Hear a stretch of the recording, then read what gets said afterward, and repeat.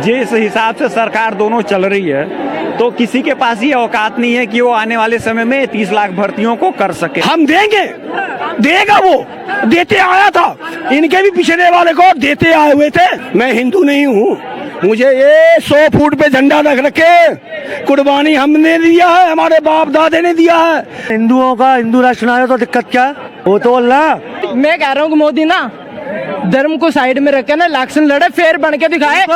इनके जैसे दोगले हिंदुओं ने देश का सत्यानाश किया है। कांग्रेस आएगी, कांग्रेस। 2024 के लोकसभा चुनाव के मद्देनजर पिछले दिनों कांग्रेस ने अपना मैनिफेस्टो जारी किया था, जिसे न्याय पत्र का नाम दिया गया था। और अब पिछले साल सबसे 2009 की बात कर ले तो घोषणा पत्र, 2014 की बात कर ले तो संकल्प पत्र, और अब जो है 2019 के बाद 2024 में मोदी की गारंटी पत्र सामने आया है। मोदी की गारंटी एक तरफ, दूसरी तरफ न्याय गारंटी। अब इन दोनों में से जनता किसको चुनेगी, यह सबसे बड़ा सवाल है। सर, सबसे पहले आपका नाम?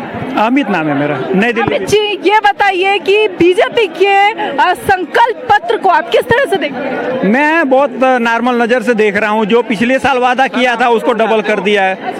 हाँ, जो पिछली बार ही दिया था वही इस बार भी देने का वादा किया है। तो वो पब्लिक के अंदर सेंटीमेंट, साइकोलॉजिकल गेम खेल रहे हैं, लोगों के अंदर ये भर रहे हैं कि भाई उसको मिला इस बार हमको भी मिलेगा। कुछ खास नहीं है इस बार, कुछ खास नहीं है। लोगों को ये ट्रस्ट है कि पिछले 3-4 करोड़ लोगों को मिला, इस बार मेरा नंबर आ जाएगा। इस चक्कर में वोट बैंक की राजनीति है। मोदी की गारंटी कहा गया है, पूरी वोट बैंक की राजनीति है। मैं इसको और किसी नजरिए से नहीं देखता। मोदी की गारंटी के सामने न्याय गारंटियां कैसे देखते हैं? अब देखो, राहुल गांधी, कांग्रेस वाले राहुल गांधी जी को बोले थोड़े दिन चुप रहे हैं, वो सरकार बना लेंगे। क्या लगता है कि जिस तरीके से 30 लाख जॉब की बात, सरकारी जॉब की बात जो कांग्रेस कर रही है, और दूसरी तरफ बीजेपी का कहना है कि पद पे भर्तियां करेंगे, किस तरह से देखते हैं इस सरकारी? देखिए, जिस हिसाब से सरकार दोनों चल रही है तो किसी के पास ये औकात नहीं है कि वो आने वाले समय में 30 लाख भर्तियों को कर सके। से 14 साल पहले इन भाई साहब से पूछता हूँ, सरकारी पद के लिए ये खुद बोलने वाले थे बेचेंगे तरकारी,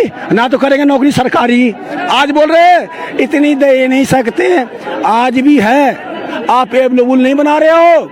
मैं बता रहा हूँ कि मैं एक शादीशुदा हूँ, मैं अपना बच्चा का खर्चा ना झेलूं, सब प्राइवेट सेक्शन में दे दूं, तो हम कहाँ से हमको नौकरी देना है? आप जब उसका उत्तरदायी करोगे, जब उसको आप सही ढंग से यूज करोगे। आप मानते हैं कि 30 लाख नौकरियां दे देगी इसको? हम देंगे, देगा, वो देते आया था, इनके भी पिछड़े वाले को देते आए हुए थे। 14 साल फौजी ड्यूटी करता था, मगर आपके पास दम नहीं 14 करा सकते। देखिए, ऐसा था कि 2014 क्या पहले मिले थे कि नहीं? हमने 2000 के पहले भी 93 में, 92 में, 98 में, 99 में हमने देते आए हैं। ये बताइए कि कांग्रेस की घोषणा पत्र को आप किस तरह से देखते हैं? हमने बहुत अच्छे से पहले से देखे हुए थे। इनके भी बड़े चाचे, पापा जी उन्हीं को सपोर्ट करते थे, ठीक है। और हमने सरकार को 14 में क्यों बदले थे, इनसे पूछते हैं। महंगाई, लोग बिल पाल के लिए अन्ना हजारी जी बैठे थे, आज तक 10 साल में वो चीज सामने आया क्या? आप क्यों गोंगा बन गए? आप कुर्सी पे बैठने के बाद महंगाई आपका क्यों आगे बढ़ गया? उसको कम कर देते।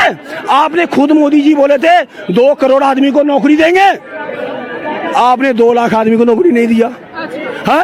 प्राइवेट सेक्शन में दे रहे, station, Lal Qila private section कर रहे हैं, ठेका पे दे रहे हैं। कुछ कहने वाला अंता बोल देता है कि लाल किला बेच दिया, ये गलत बात है। मोदी जी से पूछता हूँ, हिंदू राष्ट्र कैसे बनाओगे?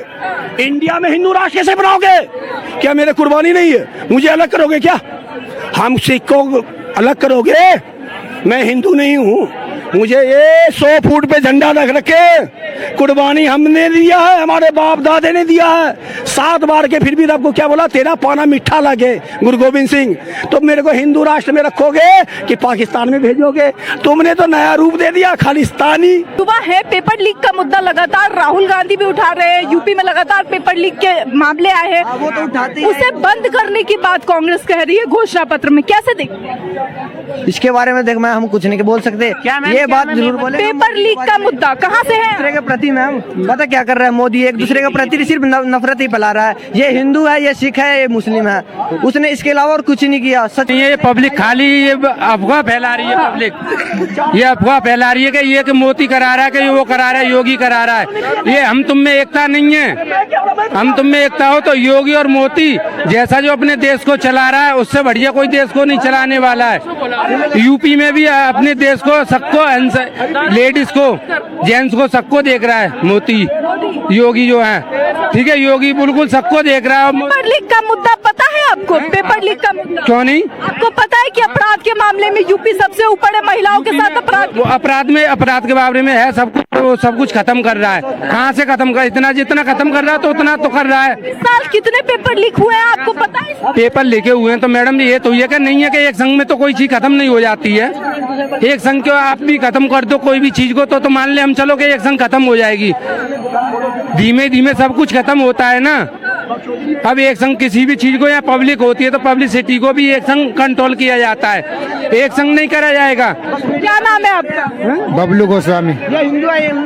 क्या देखा है आपने कांग्रेस का घोषणा पत्र, बीजेपी का घोषणा पत्र, किसके काम सही लग रहे हैं और किसे आगे वोट देना? हमें तो किसी के काम सही नहीं लग रहे, हमें तो अपने हालत बेकार लग रहे हैं बस। हाँ, हम सब में गरीब हैं और गरीबी मर जाएंगे ऐसा लग रहा है। नहीं, आपको पता नहीं है 20 करोड़ लोगों को गरीबी रेखा से बाहर निकाला है बीजेपी। ऐसा तो कुछ नहीं, हमारे को तो कभी नहीं निकाला साले ने।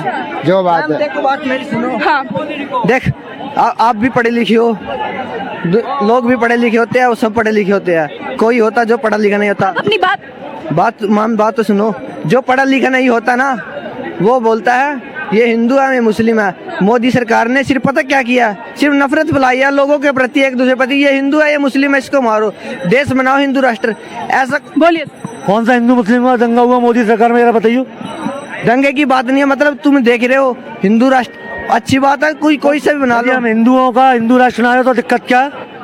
पाकिस्तान को सेकुलर कंट्री क्यों नहीं किया? तुम एक बात है, इस्लामिक राष्ट्र कैसे बन गया? वो भी तो हमारी औलाद है, वो कैसे बना दिया? वो तो अल्लाह भाई तू एक बात बता यार। पाकिस्तान में 1947 में 18% हिंदू थे, आज 1% है। बता यहाँ पे 2% थे, आज 28% है। बोल सर ये एक सवाल चाहिए हमें हिंदू राष्ट्र यार। तो ये दिक्कत है, तू जा सकता पाकिस्तान में। बात नहीं है, बस बात पता क्या, यही तो पता है कौन पढ़ा लिखा है कौन अनपढ़ है, ये बात बता रहा हूँ। अच्छा, हम अपना देश मांगे, हम हिंदू राष्ट्र मांगे तो हम अनपढ़ हैं। तू पढ़ा लिखा है ना, आजा फिर पढ़े लिखे पे डिबेट कर ले, आ जाना पढ़े लिखे पे डिबेट कर ले। मैम इनके जैसे दोगले हिंदुओं ने नहीं, इनके जैसे दोगले हिंदुओं ने इस देश का सत्यानाश किया है। इसके जैसे इनके तुम्हारे जैसे दोगले हिंदुओं ने इस देश का सत्यानाश किया है।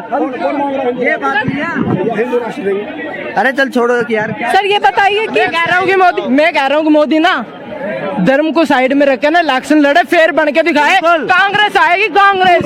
साफ तौर पे देखिए किस तरीके से जो है लगातार घोषणा पत्र को लेकर के भी जनता के बीच में ये अब एक बड़ी दिलचस्पी का मुद्दा बन के आ रहा है कि आखिरकार कांग्रेस के घोषणा पत्र में जो है लगातार युवाओं की बात की गई है। न्याय गारंटियों में आपने देखा कि किस तरीके से महिलाओं के लिए गारंटी है, न्याय के लिए गारंटी है, युवाओं के लिए गारंटी है, किसानों के लिए गारंटी है। वही बीजेपी के घोषणा पत्र में इस बार लगातार जो है वो महंगाई के मुद्दे की हम बात कर ले या फिर अन्य मुद्दों की, जो लोगों को, जनता को, महिलाओं को जिस तरीके से सिलेंडर पहुंचाना, राहत महिलाओं को लेकर के किसी भी तरीके की जो है इस बार ज्यादा नजर नहीं आई है। घोषणा पत्र में अब जो लोग हैं वो लगातार विपक्ष शब्दों की गिनती कर रहा है कि मोदी जी के नाम जो है उसके शब्द तो 63 बार आए हैं, लेकिन महंगाई के मुद्दे पे केवल 2 शब्द। अब ऐसे में इसे लेकर आपकी क्या राय है? अपनी राय कमेंट बॉक्स में जरूर बताएं। यहाँ के लोगों की बातें आपने सुनी, इसके साथ ही ऐसी और खबरों के लिए देखते रहिए न्यूज़ हंटर।